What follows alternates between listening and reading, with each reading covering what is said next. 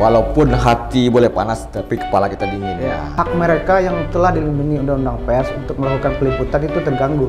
Seharusnya pihak Pemprov Sumber memfasilitasi kehadiran jurnalis di sana.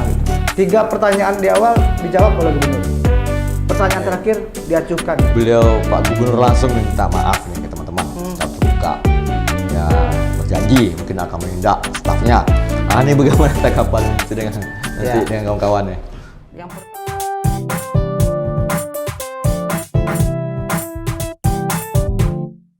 Assalamualaikum warahmatullahi wabarakatuh. Jumpa lagi dengan saya host Emil Mahmud Shah dalam program podcast tamu kita tribunparang.com Tribun Network.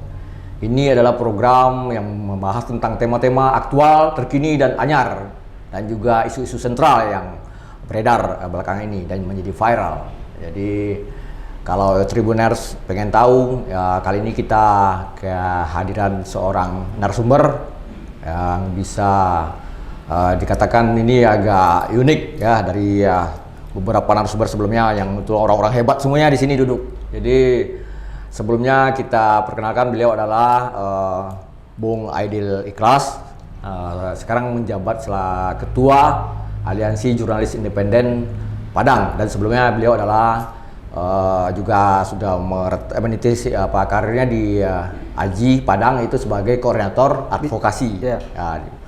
Begitu ya Bung Aidil, yang beliau juga biasa kami sapa tuh di teman-teman di lapangan tuh Uncu. Siap. Jadi kalau dipanggil Bung tuh bisa mau jadi presiden gitu. Kalau Uncu mungkin dia akan konsisten di jalurnya. Sebelumnya silakan disapa dulu Bung. Halo Tribuners, salam dari Padang untuk Tribuners yang ada di seluruh Indonesia dan di mana saja berada. Baik, luar biasa Bang. Ini kita bicara relax saja Bang. Siap. Jadi kita walaupun hati boleh panas, tapi kepala kita dingin ya. Kebetulan ini baru kemarin kita berpanas-panas ya. Kita sama-sama turun ya. Kita ambil tema kali ini adalah sesuai dengan tagar yang kita viral kan ya. Jadi tentang pers sumber melawan. Itu kemarin kebetulan di media sosial di AJI dan teman-teman di jurnalis di Padang khususnya sudah memposting upload yang tentang tagar pers sumber melawan. Itu sebenarnya dilatar belakangi oleh pasca peliputan Wakil Wali Kota Padang yang kalau kemarin itu tanggal 9 Mei ya di auditorium Gubernur, yang saat itu ada terjadi sedikit insiden lah kecil. Kita teman-teman itu yang meliput sempat terhalangi. Kita tidak tahu persis ya, mungkin ada klarifikasi nanti dari pihak Pemprov panitia, dan insiden ini memicu reaksi sehingga teman-teman wartawan juga organisasi profesi wartawan dan jurnalis itu bereaksi dan menyatakan sikap awalnya, kemudian ditindaklanjuti dengan aksi. Bahkan setelah aksi kemarin yang kita di depan kantor Gubernur Sumbar tanggal 10 ya Mei baru ini dilanjutkan dengan melapor ke pihak Polda Sumbar. Jadi luar biasa nih kronologinya, sudah sampai ke tingkat yang sebenarnya agak krusial. Jadi Bung mungkin orang yang paling di depan kemarin, dan juga dengan teman-teman itu terlihat jelas. Tentu Bung punya ya apa yang disampaikan, tanggapan Bung tentang tadi apa? Silakan kita obrolkan di sini dulu lah. Ya, terima kasih Bang Emil. Ya, jadi kemarin itu memang bermula dari itu ya, dari pengusiran. Walaupun tidak ada pemukulan, tidak ada yang terluka dalam aksi tersebut, dalam insiden tersebut, tapi menurut kami kadarnya itu sudah luar biasa gitu, sudah besar, sama saja dengan ketika jurnalis dipukul gitu. Kenapa demikian? Karena ketika jurnalis diusir itu, hak mereka yang telah dilindungi Undang-Undang Pers untuk melakukan peliputan itu terganggu gitu. Mereka tidak bisa lagi menjalankan tugas jurnalistiknya, tidak bisa melakukan peliputan yang sudah ditugaskan kantornya, karena tidak bisa berada di dalam ruangan untuk meliput. Nah, kenapa? Apa penting? Banyak yang nanya apa pentingnya harus berada dalam ruangan gitu. Nah, ini agak lucu juga pertanyaan seperti ini gitu. Jurnalis itu dia memiliki mata, dia ingin melihat seperti apa proses yang terjadi di kegiatan tersebut. Apalagi masyarakat Kota Padang khususnya tahu bahwa yang dilantik ini adalah mungkin berasal dari partai yang mengalahkan partai yang dipimpin oleh Gubernur Sumbar gitu. Nah, artinya ada hal-hal lain yang ingin dilihat oleh jurnalis waktu itu gitu. Nah, ini penting juga. Kenapa? Karena jurnalis itu kan mata publik, mata masyarakat. Jadi masyarakat memberikan amanah kepada mereka, kepada para jurnalis ini, pada kawan-kawan kita untuk memberikan informasi selengkapnya kepada masyarakat, khususnya masyarakat Kota Padang yang hari ini kembali memiliki wakil wali kota. Nah, persoalan itu kalau kita lihat banyak hal yang terjadi sebenarnya. Yang pertama, selain pengusiran itu, yang kedua, seharusnya pihak Pemprov Sumbar memfasilitasi kehadiran jurnalis di sana gitu. Kan ada yang nyebut ini ruangan sempit, penuh gitu kan. Itu kan tidak alasan gitu. Kita melihat seperti ini, kalau misalnya ini dianggap sebuah momen penting bagi pemerintah Provinsi Sumatera Barat, harusnya mereka menyiapkan pertama tempat yang lebih luas. Kemudian mereka menyiapkan space khusus atau tempat khusus bagi jurnalis untuk bisa berada dalam ruangan. Tidak perlu harus pakai kursi, tidak perlu harus pakai sofa seperti para pejabat-pejabat itu, tapi ruangan kecil di mana mereka bisa berdiri saja udah cukup gitu. Nah, ini yang tidak dipersiapkan oleh pemerintah Provinsi Sumatera Barat. Dan pelantikan yang dilarang untuk diliput oleh jurnalis ini adalah, kalau sepengetahuan saya atau sepengalaman saya sudah ya belasan tahun juga di peliputan di Sumatera Barat ini adalah peristiwa pertama, Bang Amin. Dulu itu semasa pemerintahan Pak Irwan Prayitno, masih sama-sama separtai itu kan, itu jurnalis bisa aja meliput gitu. Bahkan yang hadir atau yang dilantik itu 8 orang gitu. 8 orang PLT, misalnya PLT kepala daerah yang dilantik karena pilkada waktu itu kan pasti lebih ramai kan? Lebih ramai orang yang dilantik, lebih ramai tamu yang datang, tapi kami bisa tetap masuk. Ini kan tidak bisa gitu. Jadi itu jadi ini ya. Baik, Bung. Tadi beberapa kelemahan tuh sebenarnya kan mestinya sudah cepat diklarifikasi lah. Iya, diantisipasi. Antisipasi juga. Kalaupun sudah terjadi diklarifikasi kan. Kemudian memang catatan mereka mungkin sudah ada. Kemudian juga ada kan selentingan, mungkin lebih datanya mungkin faktual ya Pak, bahwa ini adalah akumulasi dari semacam reaksi dari teman-teman jurnalis yang sebenarnya tidak sekali ini saja. Bung tadi udah buka ya, yang ya dalam tanda petik pergesekan dengan antara teman-teman dengan pihak staf atau di Pemprov, dan akumulasi ini sebenarnya meluapkan di puncak ini memang menurut Bung memang sudah sepatutnya atau bagaimana? Ya, kalau kita berkaca sejarah, saya rasa kalau menurut apa yang disampaikan oleh senior kita, jurnalis senior, mungkin ini kejadian pertama di Sumatera Barat. Ratusan jurnalis demo ke kantor Gubernur Sumatera Barat. Biasanya kan demo itu adik-adik kawan-kawan mahasiswa atau apa. Ini sejarah bagi pemerintah Provinsi Sumatera Barat. Nah, kenapa harus demo gitu? Kawan-kawan ini sebenarnya sudah lama menahan diri gitu. Karena ini merupakan akumulasi dari berbagai persoalan yang terjadi saat pemerintahan Sumatera Barat dipimpin oleh Bapak Gubernur Mahyeldi gitu. Yang pertama itu mungkin kalau Bang Emil ingat, saya rasa konflik pertama itu antara kalangan jurnalis dengan Pemprov Sumbar itu saat hebohnya mobil dinas. Mobil dinas yang baru di awal-awal masa jabatan beliau. Nah, itu kawan-kawan merasa setelah pemberitaan itu heboh, ada ruang atau ada jarak yang memisahkan antara pemerintah Provinsi Sumatera Barat dengan para jurnalis. Misalnya seperti ini. Waktu zaman Pak Gubernur Irwan Prayitno, setiap malam itu di grup jurnalis yang meliput di kantor gubernur di Pemprov Sumbar, ada agenda harian gitu. Jadi kawan-kawan bisa tahu tuh apa agenda Pak Gubernur hari ini, besok hari apa agenda Pak Wakil Gubernur, bahkan apa agenda Sekda gitu. Jadi kawan-kawan bisa tahu, oh ini bagus isunya, ini bagus, ini bagus. Di sini kita nanti bisa doorstop, di sini kita nanti bisa konfirmasi apa ke mereka gitu. Nah itu akhirnya hilang gitu, hilang. Jadi kawan-kawan pun mengeluh banyak apa namanya, seakan-akan Gubernur atau Pemprov Sumbar ini jaga jarak gitu. Entah apa yang ditakutkan, mungkin ada pertanyaan-pertanyaan aneh yang akan ditunjukkan kawan-kawan gitu. Nah kemudian 2021 itu konflik yang agak keras gitu. Ketika wartawan yang meliput yang di DPRD Sumbar dan wawancara sama Gubernur diintimidasi oleh ajudan Gubernur waktu itu. Kita Aji Padang khususnya sudah mengeluarkan pernyataan sikap mengecam hal itu karena kita anggap itu juga bentuk penghalang-halangan kerja-kerja jurnalistik. Nah, itu 2021. Nah, baru kemarin ini masih viral juga sebenarnya, belum selesai persoalan sebenarnya. Jelang Lebaran itu. Ketika Gubernur Mahyildi, bahkan Tribun yang muat itu. Bahkan Gubernur Mahyildi bilang media ini suka bikin hoax gitu. Nah, itu sangat terluka sekali kawan-kawan kita gitu.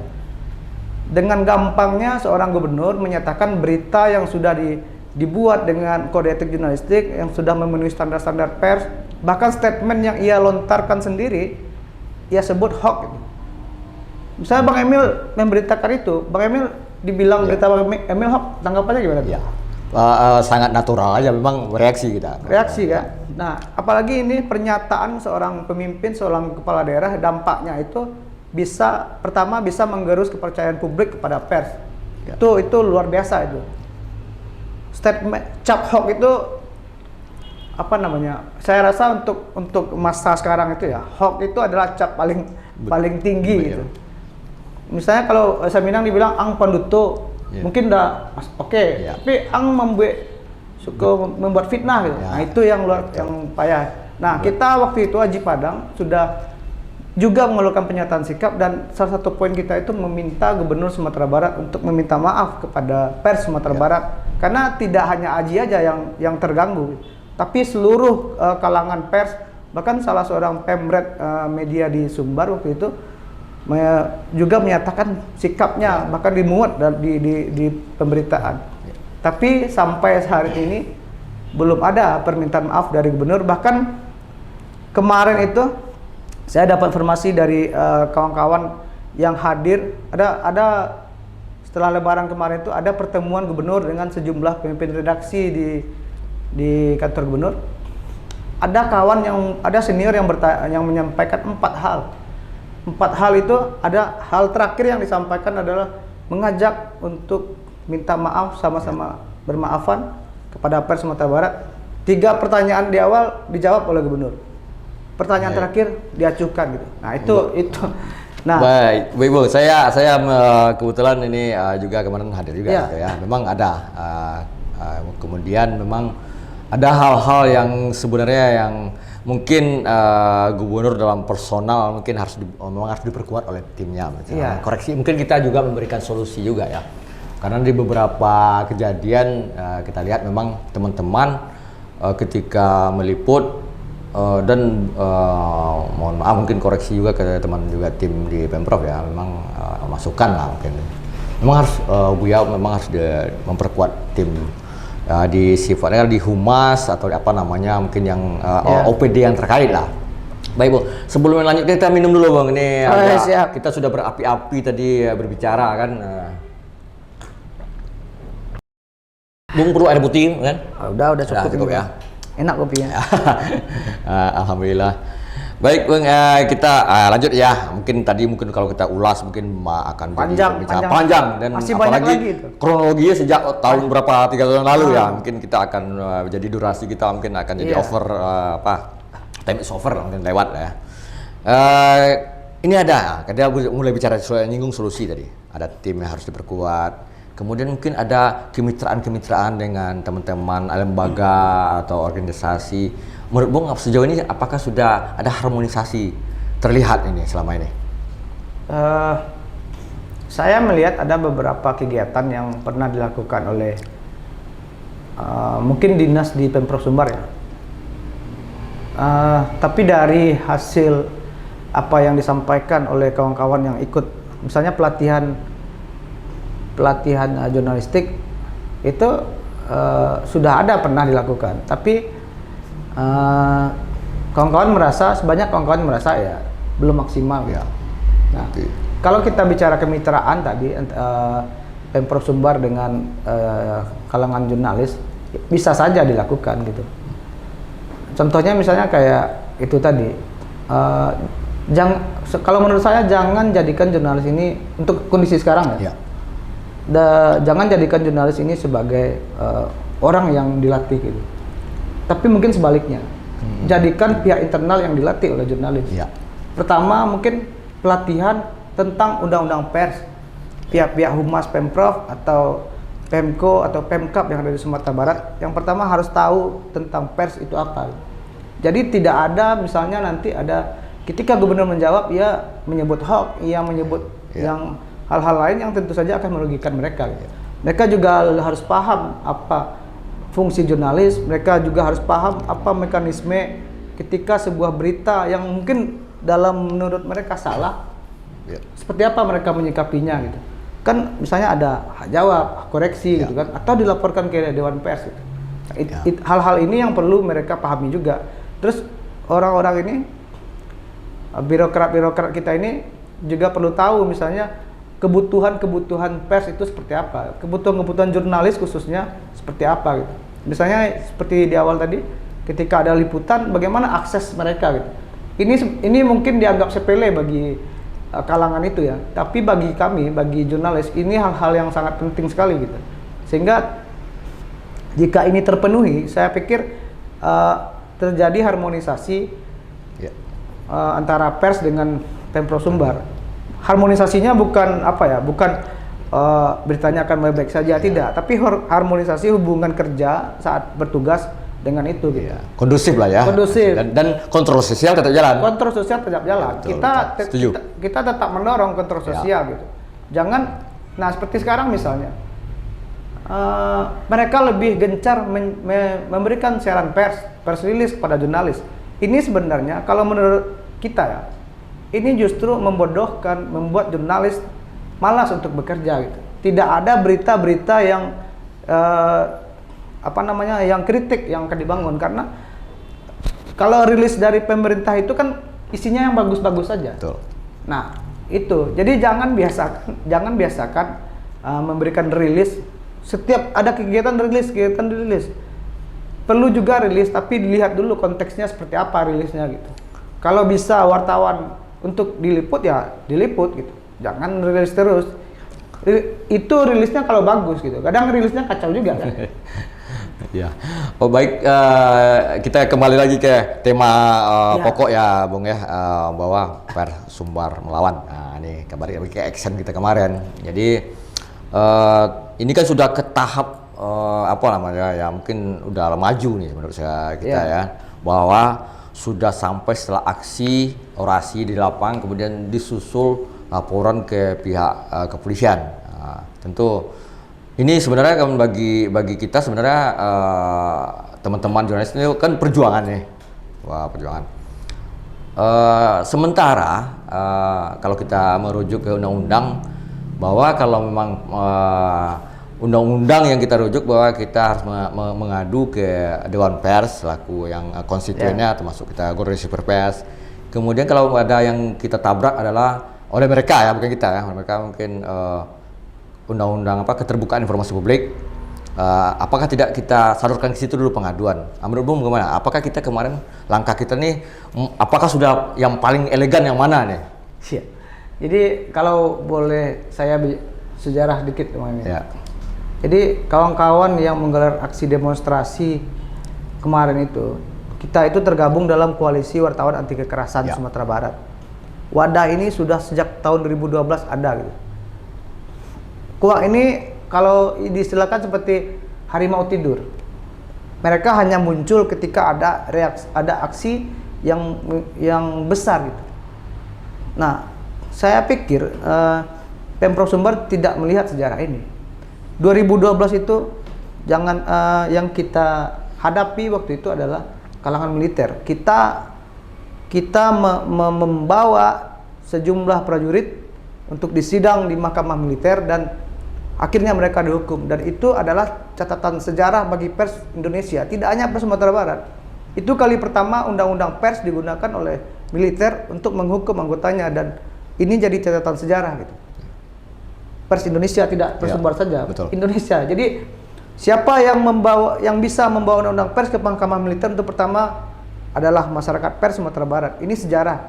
Nah, KUHA ini juga muncul pada aksi-aksi yang serupa, pemukulan dan segala macam. Dan sudah beberapa tahun ini diam, Bang Emil. Tidak ada gerakan kita. Ini yang muncul. Nah, kejadian kemarin itu spontan. Kawan-kawan bereaksi, muncul lagi di grup itu kan. Grup itu diam, muncul lagi. Mereka pertama, kita harus bergerak, kita harus jadikan ini adalah yang terakhir. Jangan biarkan pihak itu sewenang-wenang kepada kita. Jalannya apa? Jalannya adalah kita laporkan kepada pihak terkait, karena ini adalah tindakan yang sudah melanggar Undang-Undang Pers pasal 18 khususnya. Ya. Ini ada pidananya, dan ini pilihan kawan-kawan, karena kawan-kawan merasa kalau dialog lagi, lapor pihak-pihak ini gak bakal ada solusinya, tidak akan ada selesai. Kita ingin ini jadi yang terakhir. Makanya kawan-kawan memutuskan, itu tidak saya saja. Kita di KUHA itu juga ada 4 organisasi pers dan kawan-kawan lain yang tidak tergabung dengan organisasi jurnalis. Lengkap semuanya di sana gitu. Kita akhirnya sepakat kita harus laporkan ke polisi. Terserah nanti prosesnya seperti apa, tapi kita targetkan ini bisa menjadi efek jera bagi Pemprov Sumbar. Nah, tadi Bang Emil bilang, kenapa tidak ke Dewan Pers? Ya, karena saya rasa kewenangan Dewan Pers bukan untuk pihak itu gitu. Dewan Pers ke dalam. Jadi kalau mereka atau Pemprov Sumbar melaporkan jurnalis atau media ke Dewan Pers, mungkin bisa, tapi kalau sebaliknya mungkin ada proses panjang lagi yang perlu dilakukan dan butuh waktu berbulan-bulan gitu, waktu berminggu-minggu, dan dalam minggu-minggu itu akan terjadi lagi aksi-aksi seperti ini gitu, tindakan-tindakan. Nah, terkait misalnya ke Komisi Informasi, informasi keterbukaan informasi publik, keterbukaan informasi publik, kita belum kemarin itu belum menempuh jalan itu, tapi kemungkinan jalan itu akan kita tempuh juga. Jadi selain sekarang pidana, kita juga akan tempuh lagi gitu. Mungkin yang ke Komisi Informasi itu bisa kita jadikan kelanjutan untuk proses ini. Follow up dari ini ya. Follow up. Dan kita tetap di grup selalu koordinasi dan selalu melihat seperti apa proses-proses selanjutnya gitu. Baik, Bung. Ini kebetulan agak diserak juga suara saya nih. Saya karena kemarin memang saya temanin. Betul. Apalagi Uncu yang kemarin Mbak suaranya mungkin hampir habis ya, teriak-teriak ya.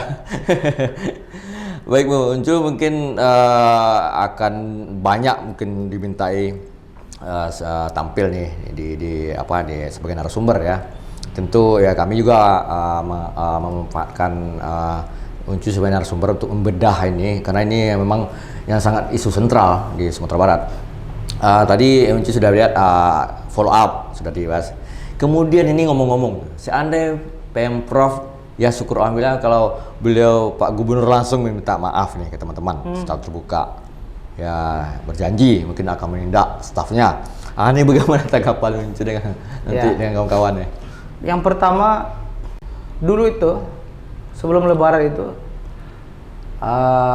PLT Biro Adpim Pak Marwansyah itu secara pribadi sudah menjapri saya dan menyampaikan permintaan maaf, dan juga ke beberapa kawan-kawan lain.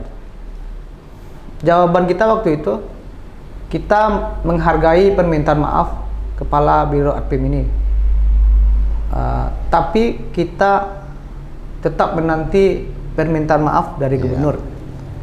Tapi itu tidak belum dilakukan. belum. Belum dilakukan. Nah, sampai sekarang tuh nah. Nah, sekarang Bang Emil bertanya, kalau gubernur minta maaf, Ya. apakah ini selesai? Seperti itu kan? Ya, Apakah- tanggapannya seperti apalah nanti. Kalau Ya. Ya tentu saja kita sebagai umat Muslim khususnya ya, tentu saja akan menerima maaf seseorang gitu. Kita nggak mungkin orang minta maaf, nggak bisa. Pasti kita hargai ya. maafkan atau kita hargai, kita terima maafnya. Tapi ini kan dua hal yang berbeda, Daniel. Maaf kita terima, tapi proses sudah jalan. Ya. Nah, ada hal-hal atau ada pembicaraan-pembicaraan lain nanti yang mungkin bisa saja terjadi sehingga kasus ini benar-benar kita anggap masyarakat Pers Sumatera Barat selesai gitu. Mungkin ada juga komitmen-komitmen yang dibutuhkan, Ya. komitmen-komitmen dari Pemprov atau dari gubernur yang dibutuhkan untuk hal ini gitu. Nah, tapi permintaan maaf gubernur kalau misalnya disampaikan, kalau menurut saya ya, saya tidak berani juga menyatakan diri sebagai perwakilan dari masyarakat Pers Sumatera Barat. Kalau secara pribadi kita tentu saja menerima maaf gitu. Nah, nanti seperti apa mekanisme selanjutnya kita serahkan lagi ke forum. Ya. Karena ini forum ya, Ya. forum. Baik. Ini sudah di penghujung pembicaraan kita ya, Bung Uncu. Sebelum closing mungkin ada Uncu kata-kata kunci lah. Ya, paling tidak mengunci dari perbincangan podcast kita dengan tema Persumbar melawan ini. Jadi sifatnya mungkin lebih mengedukasi lah atau seruan yang sifatnya konstruktif. Silakan, Jo. Ya. Yang pertama kita ya Aji Padang terus berulang kali tetap memperingatkan kawan-kawan, mengimbau kawan-kawan jurnalis untuk selalu menjaga independensi mereka, integritas mereka, dan selalu menjalankan kode etik dimanapun berada saat peliputan. Nah, karena ini menjadi kunci sebenarnya ketika ada pihak yang menganggap jurnalis bermasalah, pers bermasalah, ini adalah jawaban dari itu. Sehingga kalau ini sudah kita lakukan, tidak ada alasan lagi bagi orang untuk mencap miring pekerjaan kita gitu. Nah, untuk Pemprov Sumbar khususnya gubernur, tapi ini gubernur bukan pribadi ya, Emil. Perlu lembaga ya, institusi. Ya, Tribuners perlu paham juga kita itu tidak menyerang personal ya. Mahyildi Ansarullah, Ya, tapi betul. kita mengkritik atau menyerang status gubernurnya ini, gubernur sebagai kepala daerah, bukan sebagai Mahyildi Ansarullah pribadi. Gitu. Ya. Itu yang harus dikelirkan dulu. Ya. Dan jangan pula ini bisa panjang lagi nih. Mungkin closingnya mungkin masukan supaya Oke. konstruktif aja bagi mereka, Siap. paling tidak Ya. memperbaiki lah. Oke. Nah, kita berharap yang pertama ketika ada kritik dari pers, ketika ada kritik dari media, jangan dianggap ini adalah kritik secara politik. Gitu. Ya. Jangan anggap pemberitaan pers, kritik wartawan ada pesanan dari partai lain atau pesanan dari kelompok politik lain. Tidak ada itu tidak ada. Ini murni adalah kritik. Kalau pemberitaan kritik adalah kritik dari pers gitu. Kemudian menyambung yang tadi, mungkin ini, di sini disimpulkan perlu dibenahi lagi organ-organ di Pemprov Sumbar khususnya yang bersinggungan dengan pers ya. Sehingga ada hubungan baik antara pers dan pemerintah daerah, sehingga tidak hanya pemberitaan yang lebih baik, tapi juga Pemprov Sumbar sebenarnya bisa mempergunakan ini untuk menyampaikan program-program kerja mereka gitu. Nah, ini kalau ruangnya udah tertutup, siapa yang itu? Nah, apalagi ada puluhan media yang katanya. Betul. Nah, itu mungkin itu. Baik. Jadi kita jurnalis media tetap mengkoreksi diri kita, tetap menjalankan kode etik kita.